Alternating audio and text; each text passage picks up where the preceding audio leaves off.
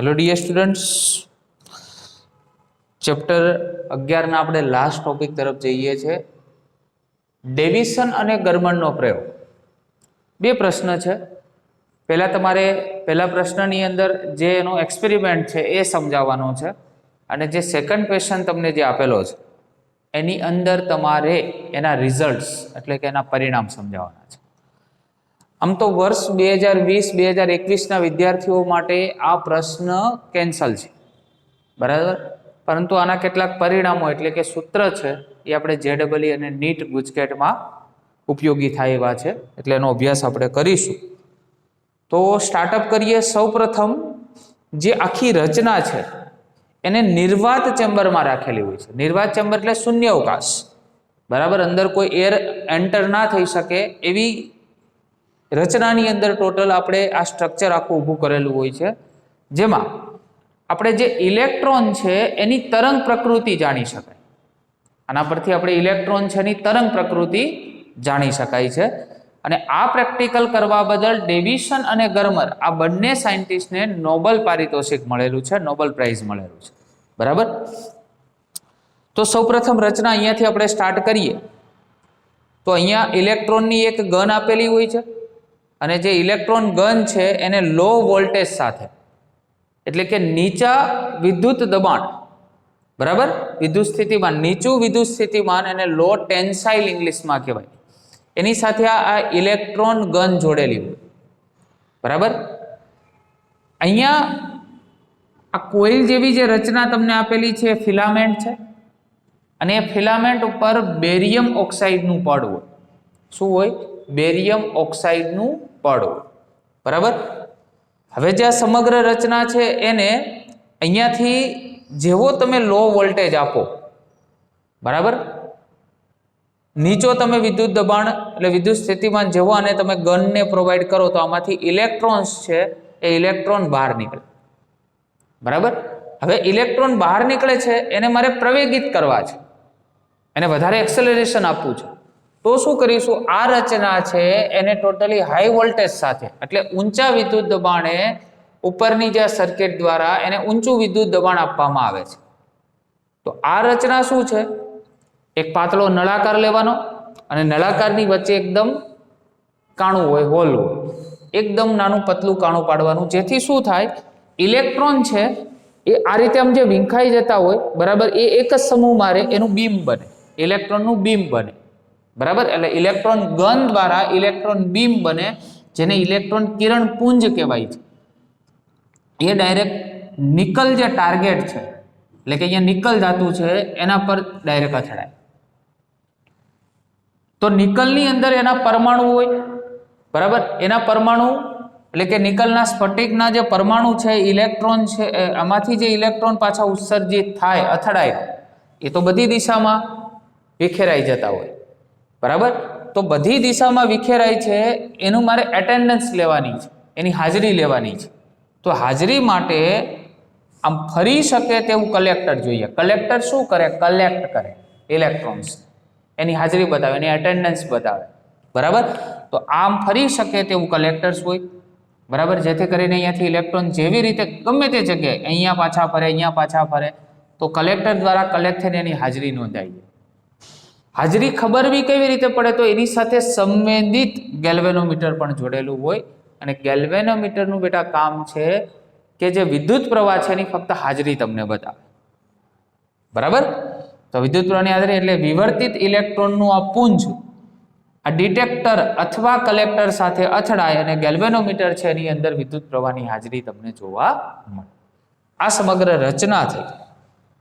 અહીં જે તમને થીટા છે ને પ્રકિરણન કોણ કહેવામાં આવે છે. શું કહેવામાં આવે છે? પ્રકિરણન કોણ. ફરી એકવાર, ઇલેક્ટ્રોન ગન, નીચો વિદ્યુત દબાણ, ગરમ થાય, ઇલેક્ટ્રોન ઉત્સર્જન થાય. ઇલેક્ટ્રોન ઉત્સર્જાય એને પ્રવેગિત કરવા છે, ઊંચો વિદ્યુત સ્થિતિમાન આપો એટલે હાઈ ટેન્સાઇલ, બે બેટરી રાખેલી છે, એ વોલ્ટેજ મળ્યો. પાતળો નળાકાર, નળાકારમાં કાણું, કાણામાંથી એ જે ઇલેક્ટ્રોન છે પ્રવેગિત થઈ એના બીમના સ્વરૂપે આગળ વધશે, એક્સેલરેટ થઈને એકદમ ઝડપથી, નિકલ લક્ષ સાથે અથડાય, પાછા ફરે, બધી દિશામાં એનું સ્થાનાંતરિત થાય, બધી દિશામાં એનું વિખેરણ થાય. એની હાજરી ફરી શકે તેવા કલેક્ટર દ્વારા ગેલ્વેનોમીટર સાથે જોડાયેલું હોય. ગેલ્વેનોમીટર ઇલેક્ટ્રોનની હાજરી દર્શાવે, વિદ્યુત પ્રવાહ એનું ડિફ્લેક્શન થાય એટલે ખ્યાલ આવે કે ઇલેક્ટ્રોન અહીંયા આપણે મળે છે. સમગ્ર રચના નિર્વાત ચેમ્બરમાં રાખેલી હોય, કોઈ પ્રકારની બાહ્ય હવા બરાબર તેને અસર ના કરી શકે, શૂન્યાવકાશની અંદર ટોટલી રચના રાખેલી હોય છે. ઓકે, થીટા જે અહીંયા તમને મળે એ પ્રકીર્ણન કોણ હોય? તો વાત છે આપણે અહીંયા ગતિ ઉર્જાની. હવે અહીંયાથી બીજો પ્રશ્ન સ્ટાર્ટ થઈ જાય છે. એના પરિણામોની ચર્ચા કરો. ડેવિસન અને ગરમનના પ્રયોગના પરિણામની ચર્ચા કરો. તો ગતિ ઉર્જા કે બરાબર શું થાય? ઈવી બરાબર, ઈ ઇન્ટુ વી. આ સૂત્ર આપણે આગળના પ્રશ્નની અંદર જોયેલું છે. હવે ગતિ ઉર્જા ઇલેક્ટ્રોનની બેટા કેવી હશે? અહીંયા મહત્તમ ગતિ ઉર્જા હશે. તો મહત્તમ ગતિ ઉર્જા એટલે 1/2 mv².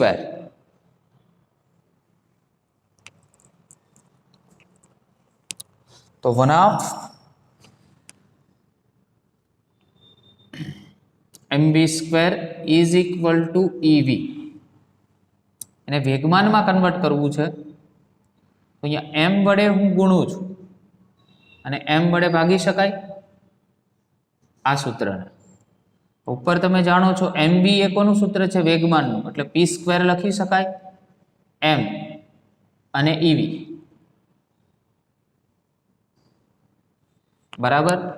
તો p² ઇઝ ઇક્વલ ટુ સામે 2 મલ્ટીપ્લાય તો 2ev અને 2ev અને જોડે શું થઈ જશે? m પણ થશે ને, સોરી 2 લખીએ mev થઈ જશે. ખ્યાલ આવે છે? આ બંને સામે શું થઈ જશે? મલ્ટીપ્લાય થશે એટલે 2mev. જો આનું સ્ક્વેર રૂટ કાઢીએ તો અંડર રૂટ શું થાય? 2mev. હવે આપણી પાસે એક સૂત્ર હતું ડી બ્રોગલીની તરંગ લંબાઈ લેમ્બડા બરાબર હરખ પદુડા હતું કે નહીં? ચલો અહીંયા આપણે પી ની બેટા કિંમત મૂકીએ તો ડી બ્રોગલીની તરંગ લંબાઈ પણ માટે પણ આ સૂત્ર કેવું છે? સાચું છે. યાદ રાખજો, સ્વાધ્યાયનો દાખલો 11.17 જેમાં સૂત્રનો આપણે ઉપયોગ કરીશું બરાબર. તો lambda is equal to h divide by under રૂટમાં 2mev બરાબર. હવે આમાં તમે કેટલાની કિંમત જાણો છો? આપણે સોરી ઇલેક્ટ્રોનની વાત હતી તો પ્લાન્ક અચળાંકનું મૂલ્ય તમે જાણો છો બરાબર. પ્લાન્ક અચળાંકનું મૂલ્ય મૂકો, m એટલે ઇલેક્ટ્રોનનું દળ મૂકીએ અને e એટલે ઇલેક્ટ્રોન પરનો વીજભાર. આની કિંમત જો તમે મૂકો તો એના પરથી બી એક સૂત્ર આવે છે બરાબર. એ સૂત્ર ડાયરેક્ટ આપણે અહીંયા લખીએ છીએ. અહીંયા તમને મૂલ્ય આપેલું છે 1.22. કયું મૂલ્ય આપેલું છે? એ 3 કિંમત મૂકશો એના પછી કેલ્સીમાં ગણતરી કરજો. 1.227 એવી તમને કિંમત આપેલી છે. અંડર રૂટમાં કેટલા છે આપણી જોડે? v. અને અહીંયા છે નેનોમીટર. શું આપેલું છે? નેનોમીટર. એનો મિનિંગ એવો થાય કે 10⁻⁹ આવતું હશે પાછળ. મૂલ્ય મૂકશો, ફરી એકવાર રિપીટ કરું છું, h નું મૂલ્ય મૂકજો, m નું મૂલ્ય મૂકજો અને e નું મૂલ્ય. આ 3 મૂલ્ય તમારે મૂકવાના. અંડર રૂટ છે ખાસ ધ્યાન રાખજો. 1.227 અંડર રૂટમાં v નેનોમીટર. એટલે જ્યારે પણ તમને વિદ્યુત સ્થિતિમાન આપેલો હોય ને તો ડાયરેક્ટ તમે ફોર્મ્યુલા યુઝ કરી શકો. ખ્યાલ આવે છે બરાબર. એટલે આપણે ખાસ તો આ થિયરી એનો પર્પઝ છે ફોર્મ્યુલા. ક્લિયર? ચલો આગળ વધીએ. ચેપ્ટર અહીંયા થિયોરેટિકલ બેટા કમ્પ્લીટ કરીએ છીએ. હવે સ્ટાર્ટ કરીએ ઉદાહરણના દાખલાઓ. આ ચેપ્ટરના એક્ઝામ્પલ ખૂબ જ સરળ છે બરાબર. જે આપણા મેન જે સૂત્ર છે એના ઉપર આધારિત છે. જેટલા સૂત્ર તમને વ્યવસ્થિત ફાવશે એટલા જ એક્ઝામ્પલ ઝડપથી તમે સોલ્વ કરી શકશો. ચલો પહેલા એક્ઝામ્પલ તરફ આગળ વધીએ.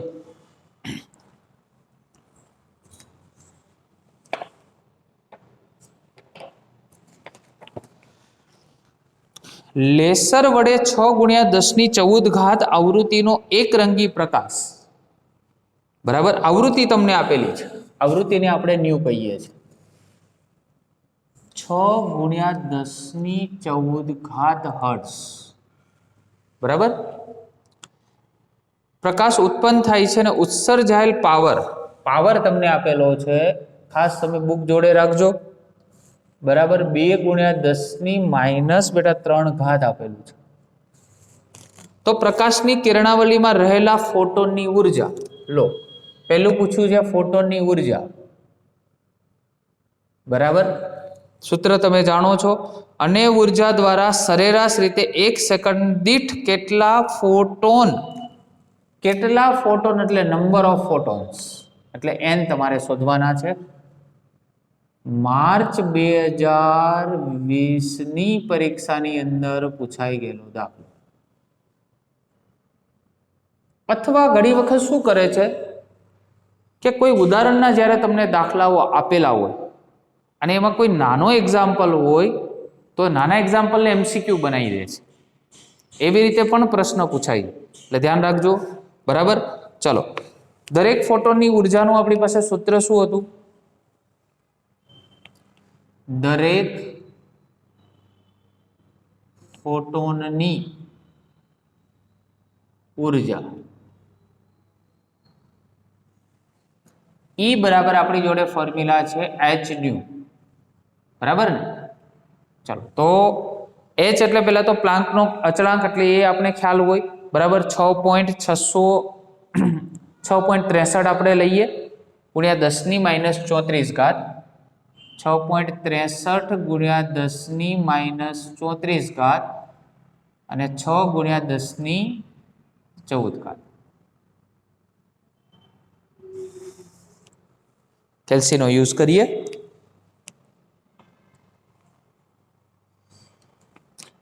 જોડે તમે પણ ક્રોસ ચેક કરતા જજો.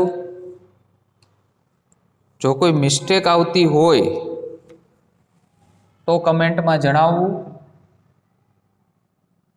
Your comments are always welcome, બરાબર. 10⁻14 છે એટલે 10⁻20 રહેશે. 39.78, એક પોઈન્ટને બેટા આ સાઈડ લઈએ તો 3.978 ઇન્ટુ 10⁻, કેટલા થશે? -19 જૂલ. એનર્જી છે ને, ઉર્જા છે, જૂલમાં આવશે, બરાબર. ચલો આગળ વધીએ. બીજું તમને કીધું છે ફોટોન, બરાબર, એની સંખ્યા.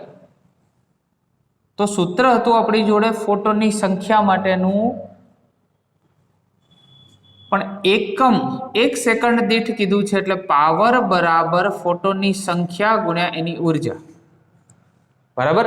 આપણે ફોટોનની જે લાક્ષણિકતા જોઈ એની અંદર આપણે સૂત્ર તમને Nhν એવું એક સૂત્ર આપણે સમજાવ્યું હતું. અહીં હું લખું છું NH અને ν, n ફોટોન માટે, બરાબર. એકમ ક્ષેત્રફળ દીઠ અને એકમ 1 સેકન્ડમાં ઉત્સર્જાયેલ ઉર્જા, બરાબર. એટલે 1 સેકન્ડમાં ઉત્સર્જાયેલ ઉર્જા એટલે શું કહેવાય? એનો પાવર કહેવાય. આપણે શોધવા છે નંબર ઓફ ફોટોન. એને કરતા બનાવો P/E. P એટલે કે પાવર તમને આપેલો છે 2 × 10⁻, કેટલા છે બેટા? 3 છે. અને E ની કિંમત આપણે હવે મળી છે 978 × 10⁻19, માટે n બરાબર 2/3.978, 0.50276 ઇન્ટુ 10⁻+16 થશે, બરાબર. તો 5.03 આપણે કહી શકીએ, અને આ બાજુ જાય છે એટલે એક પોઈન્ટને માઇનસ કરી દો. આટલા ફોટોન્સ પર સેકન્ડ, કારણ કે પૂછેલું છે તમને એકમ સેકન્ડમાં ઉત્સર્જિત થતા ફોટોનની સંખ્યા. ઓકે, ચાલો 11.2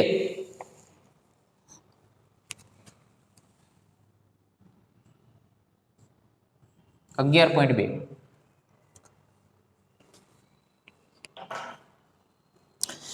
સીજીએમનું કાર્ય વિધેયને વર્ક ફંક્શન વડે દર્શાવવામાં આવે છે. ફાઈ નોટ યાદ કરો કેટલા છે? 2.14 ઇલેક્ટ્રોન વોલ્ટ. બરાબર.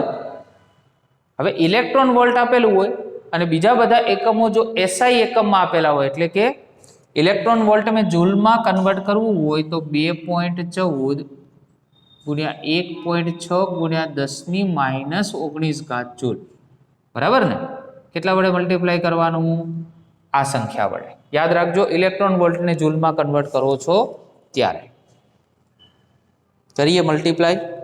2.14 ગુણ્યા 1.6 3.424 10⁻⁹ જૂલ આવશે. બરાબર. ચલો ફર્સ્ટ ક્વેશ્ચન છે આપણી જોડે. 0.60 સીજીએમની થ્રેશોલ્ડ આવૃત્તિ શોધો. બરાબર. તો કાર્ય વિધેય અને થ્રેશોલ્ડ આવૃત્તિ વચ્ચેનો સંબંધ છે આપણી જોડે h nu naught. 50 is equal to h nu naught. Nu naught that means threshold આવૃત્તિ. Phi naught divide by h. Phi naught એટલે 3.424 ગુણ્યા 10⁻⁹ અને ડિવાઇડ બાય અહીંયા આપણે જે h ની કિંમત લીધી એ જ h ની કિંમત લઈએ 6.63 ગુણ્યા 10⁻�34. બરાબર. ફરી એકવાર કેલ્ક્યુલેશન કરીએ. 3.424 અને ડિવાઇડ બાય 6.63. 0.500 અને 16. બરાબર. 34 અને 19. બરાબર. આવશે કેટલી? 15. તો 10 ની કેટલી થઈ જશે બેટા? 15. એટલે 5.16 એક ઘટી જાય 10⁻14. આવૃત્તિ છે, હર્ટ્ઝમાં હોય HZ. એકમ લખવાનું ભૂલતા નહીં. Number B. બરાબર.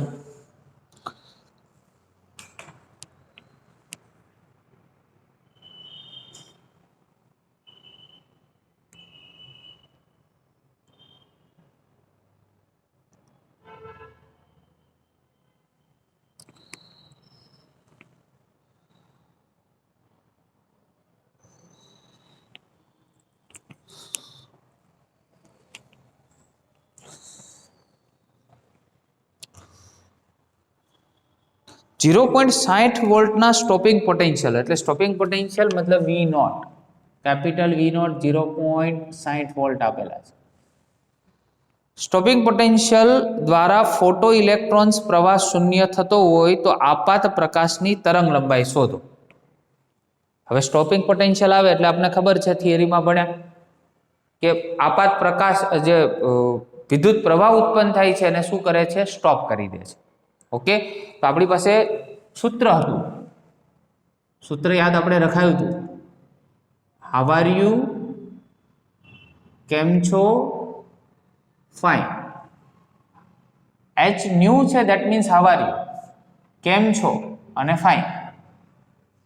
બરાબર. હવે ન્યુ છે જે આપણે તરંગ લંબાઈ શોધવી છે તો ન્યુ ને c/λ કહેવાય એટલે hc/λ થાય. બરાબર. kmax છે એની જો યાદ કરો સૂત્ર આપણે ev નોટ લખેલું પ્લસ 50. સૂત્ર આવડતા હોવા જોઈએ, મહત્વનું એ છે. ચાલો અહીંયા આપણી પાસે શું છે? લેમ્બડાને કરતા બનાવો, hc ev નોટ અને પ્લસ 5 નોટ. ચાલો h એટલે 6.63 ગુણ્યા 10⁻⁴, 3 ગુણ્યા 10⁸. E એટલે 1.6 ગુણ્યા 10⁻⁹. સ્ટોપિંગ પોટેન્શિયલ 0.60 અને પ્લસ કાર્ય વિધેય તમને આપેલું છે જૂલમાં 3.424 × 10⁻⁻⁹ બરાબર. ચલો આ બધી જ કિંમત છે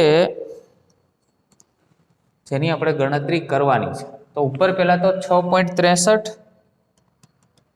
ગુણ્યા 3 19.89 અને 10 ની કેટલી આવશે -26 આવી જશે. હવે આ બંનેનો પહેલા ગુણાકાર કરો એટલે 1.6 ગુણ્યા 0.60 એટલે 0.96 આવશે. એક સ્ટેપ લખીએ 10⁻⁻⁹ પ્લસ 3.424 અને 10⁻⁻⁹. જો ઘાત સરખી હોય તો જ સરવાળો થાય. હવે ઘાત બંનેની એક સમાન છે, સરવાળો શક્ય બને. બરાબર. તો આ બંનેનો સરવાળો હું કરી નાખું છું ને આની વડે ડિવાઈડ કરું છું. સ્ટેપ ડાયરેક્ટ આવે છે ભાઈ. 0.96 પ્લસ 3.424 4.384 આવે છે.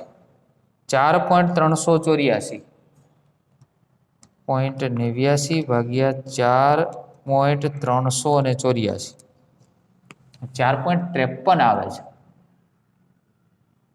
નીચે તો ઘાત કેટલી 10⁻⁻⁹ અને અહીંયા 26 એટલે 10⁻⁻7 રહેશે. એકવાર ચેક કરીએ આપણો આન્સર. 454 આપેલો છે પણ નેનોમીટર તો ચાલે. 53 પછી અહીંયા 6 આપેલા છે. જોજો ખાસ, હું એક પોઈન્ટ હજી કેલ્સીમાંથી લખું છું. અહીંયા આપેલા છે આપણી પાસે 10⁻⁻7 થાય.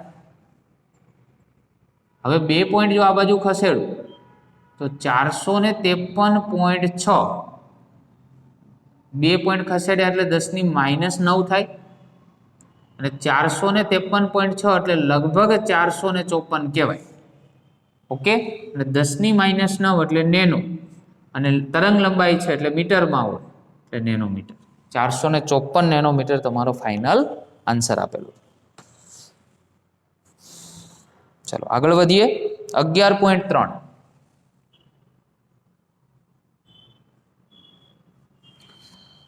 જુદા જુદા કલર આપેલા છે એની તરંગ લંબાઈ આપેલી છે. એકદમ ઈઝી એક્ઝામ્પલ છે. બરાબર. જાંબલી રંગની તરંગ લંબાઈ આપી છે, પીળા લીલા પ્રકાશ માટેની તરંગ લંબાઈ આપેલી છે અને લાલ માટે આપેલી છે. અને પ્રશ્ન એવો કીધો છે એમાં દ્રશ્ય પ્રકાશ વિસ્તારમાં જાંબલી છેડે પીળા લીલા રંગના સરેરાશ તરંગ લંબાઈ આગળ અને લાલ છેડે ફોટોનની ઉર્જા ઇલેક્ટ્રોન વોલ્ટમાં કેટલી હશે તે શોધો. એચનું મૂલ્ય પણ આપેલું છે અને 1 ઇલેક્ટ્રોન વોલ્ટની કિંમત પણ તમને આપી દીધેલી છે. બરાબર. તો નંબર એ આપણે સોલ્વ કરીએ જેમાં 3 જુદા જુદા કલર છે એનું કોમ્બિનેશન આપેલું છે. પહેલી વાત કરીએ આપણે કોના માટે તો જાંબલી રંગ માટે. હવે જાંબલી રંગ માટે વાત કરતા પહેલા આપણે ફોટોનની ઉર્જાનું સૂત્ર છે hν. બરાબર. શું આપેલું છે hν. હવે આપણે તરંગ લંબાઈનો ઉપયોગ કરવો છે એટલે અહીંયા આપણી પાસે hc/λ થશે પણ આ કેમાં આવે જૂલમાં. તમને પૂછવું છે ઇલેક્ટ્રોન વોલ્ટમાં. તો જૂલમાંથી ઇલેક્ટ્રોન વોલ્ટમાં કન્વર્ટ કરવું હોય તો શું કરવું પડે? E વડે ડિવાઈડ કરવા પડે એટલે આ ઇલેક્ટ્રોન વોલ્ટમાં કન્વર્ટ થાય. બરાબર.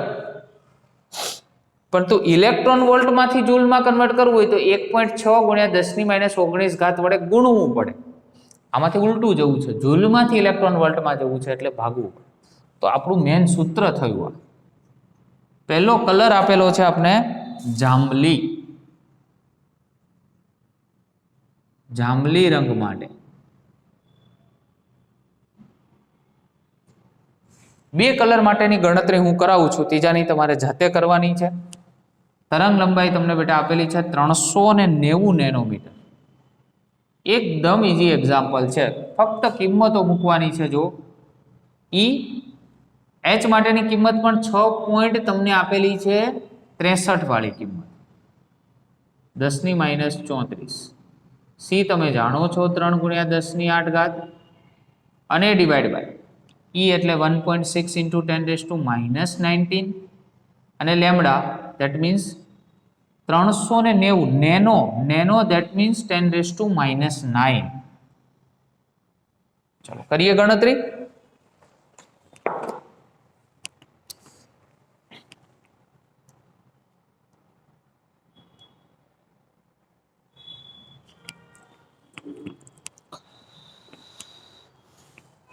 $6.63 ગુણ્યા 3 ડિવાઈડ 1.6 ડિવાઈડ 390 0.031 અને 87 ઘાતની ગણતરી કરીએ. અહીંયા આવશે 10⁻26 અને નીચે આવશે 19 એટલે અહીંયા આવશે 10⁻28. બરાબર ને? 19 અને 9 એટલે 28. ઉપર જશે 10⁻2 વધશે. 10⁻2 તો આ બાજુ જતું રહે.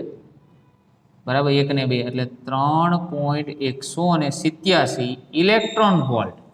આપણે કેમાં કન્વર્ટ કરેલું છે? Electron volt. એનર્જી આવી ગઈ 3.187. ક્રોસ ચેક કરીએ. બરાબર 3.19 આપેલું છે. ચાલે?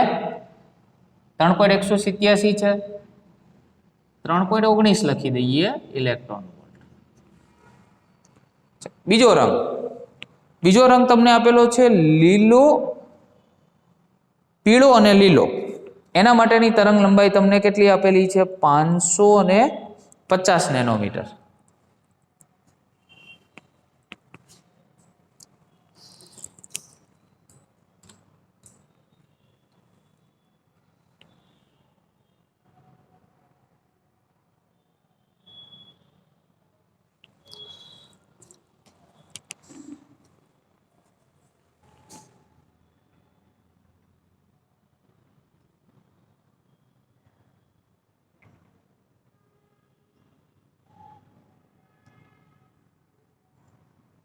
લીલો અને પીળો એટલે યલો અને ગ્રીન 550 નેનોમીટર. ફરી એકવાર E is equal to HC divide by શું થશે? E લેમડા યલો ગ્રીન 6.63 10⁻34 3 ગુણ્યા 10⁸ 1.6 ગુણ્યા 10⁻19 550 10⁻9. E ઇઝ ઇક્વલ ટુ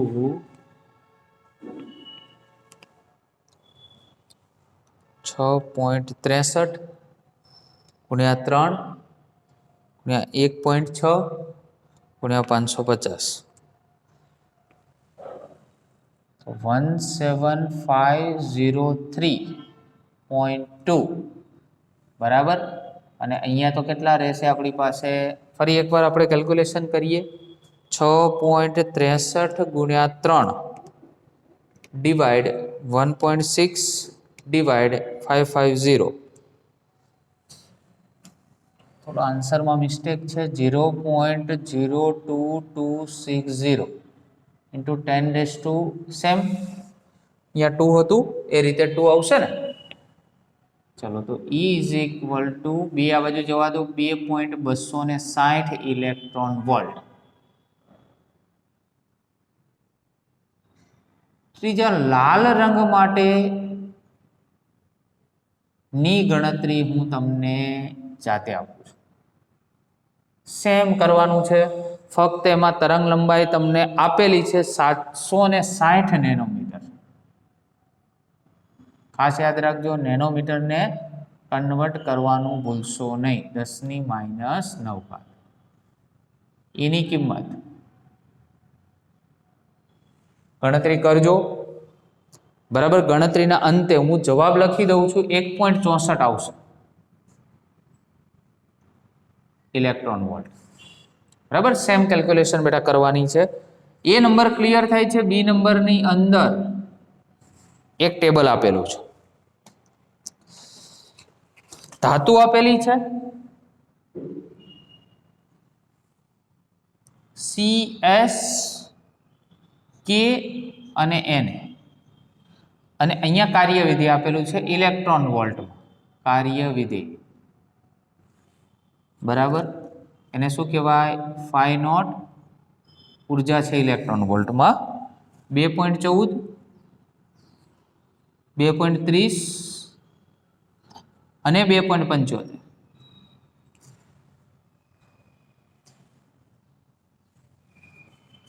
પ્રશ્ન સમજીએ. કોષ્ટક 11.1 માં દર્શાવેલ પ્રકાશ સંવેદી દ્રવ્યના કાર્ય વિધેયો એમાં આપણે મેળવેલ છે. આ બધા કાર્ય વિધેય આપણે એટલે કે ઉર્જા આપણે બધાની મેળવી દીધેલી. હવે 1, 2 અને 3 ના પરિણામો પરથી તમે એવી પ્રકાશ સંવેદી રચના બનાવી શકો કે જે દ્રશ્ય પ્રકાશ સાથે કાર્ય કરે. એવી કોઈ પ્રકાશ સંવેદી રચના આપણે બનાવી શકાય ત્રણેય કલરમાંથી કે જે દ્રશ્ય પ્રકાશ સાથે કાર્ય કરે? તો હા, બનાવી શકાય. ક્યારે બનાવી શકાય?